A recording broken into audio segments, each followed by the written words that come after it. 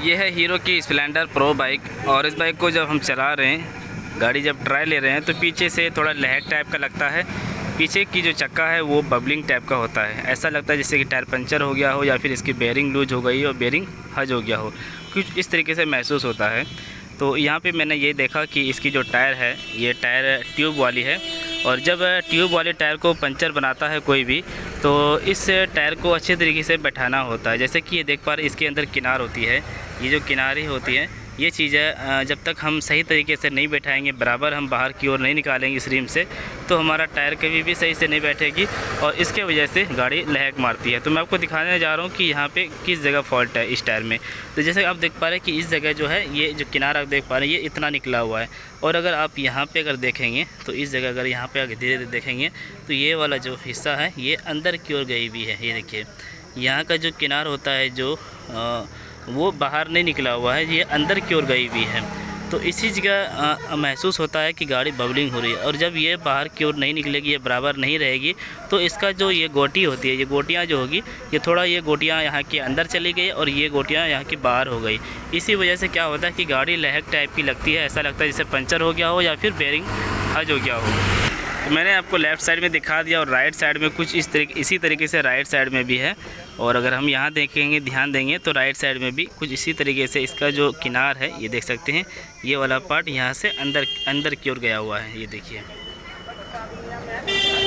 इसका जो किनारा है ये बाहर की ओर है और यहाँ पे अगर इस जगह देखेंगे तो ये अंदर चली गई।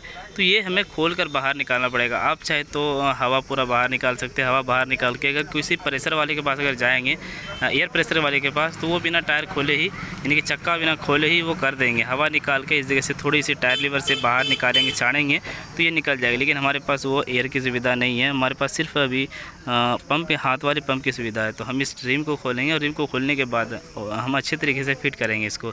हमें टायर खोलने की ज़रूरत नहीं है, सिर्फ हम हवा खोलेंगे और चारों तरफ से हम दबाएंगे। चलो मैं आपको ऐसा करता हूँ, मैं आपको लाइव दिखाता हूँ कि ये हमें कैसे करना होगा। ठीक है, अगर ये हम सही कर देंगे तो फिर गाड़ी बबलिंग नहीं मारेगी, लहक नहीं मारेगी, टाल जैसा महसूस नहीं होगा। सिंपली इसे खोलने के लिए आपको ये 19 नंबर का नट और नीचे 12-13 का जो भी बोल्ट होगा उससे भी खोलना होगा। फिर एक्सल बाहर निकाल के हम बाहर की ओर निकाल लेंगे। हमें ये खोलने की ज़रूरत नहीं पड़ती है। ठीक है,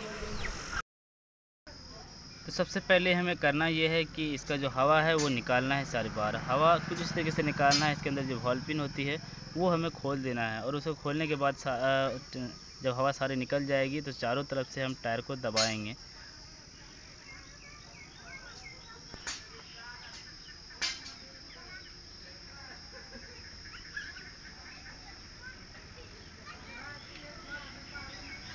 हमें टायर खोलने की ज़रूरत नहीं है, पंचर की तरह हमें नहीं खोलना है।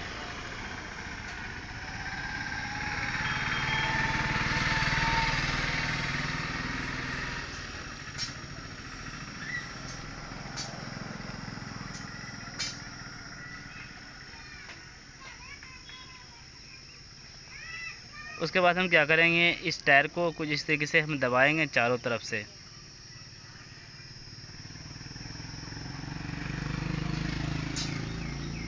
दोनों तरफ इसी तरीके से हमें दबाना है टायर को। और फिर जहाँ पे आपको लगे कि ये टायर दबा हुआ था पहले, जहाँ पे किनार अंदर की ओर गई थी, तो उसे आप इस टायर लीवर की मदद से पहले बाहर निकालेंगे। जैसे कि यहाँ पे आप देख पा रहे हैं सिक्योरा जूम, इस जगह ये टायर अंदर की ओर गई हुई है। तो मैं इस तरीके से बाहर की ओर निकाल रहा हूँ। अब ये करने के बाद हम क्या करेंगे, इसमें हवा डालेंगे और फिर थोड़ा हवा डाल के फिर हम इस टायर लीवर के ज़रिए से हम फिर ऐसे ही इसको हम इस टायर को हम बाहर की ओर निकालेंगे जैसे मैंने पहले निकाला।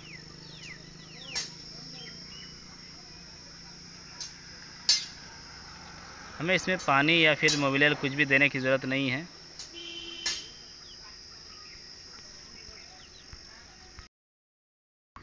थोड़ा हवा डालने के बाद आपको इस तरीके से पेचकस लगा के बाहर की ओर खींचना है।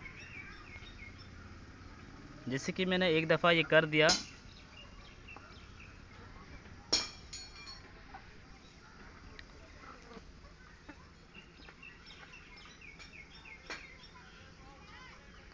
तो इसी तरीके से हमें पेचकस लगाना है, अंदर की ओर डालना है और फिर बाहर की ओर हमें इसे खींचना है।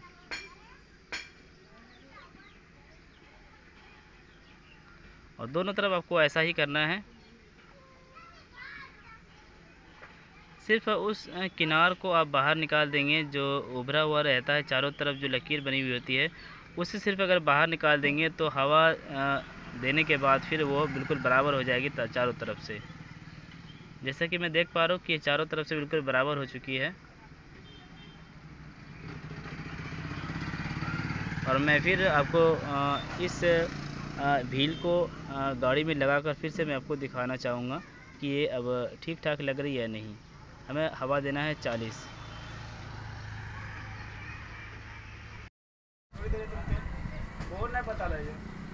तो फाइनली मैंने इस टायर को सही तरीके से बैठा दिया और आपको मैं दिखाने जा रहा हूँ कि इसकी जो किनार है वो बराबर तरीके से बाहर आया या नहीं आया। तो मैं चक्का को घुमाऊँगा, आप पूरे तरीके से आप देखेंगे।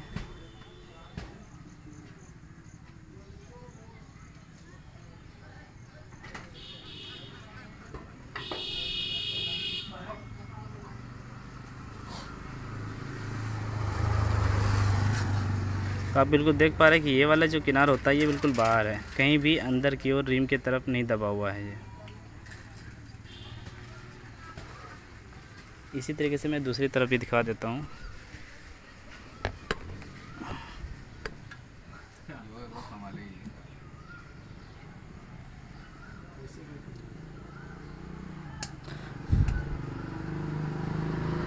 देख पा रहे हैं कि ये वाला जो किनार होता है ये बिल्कुल बराबर आ चुकी है ये।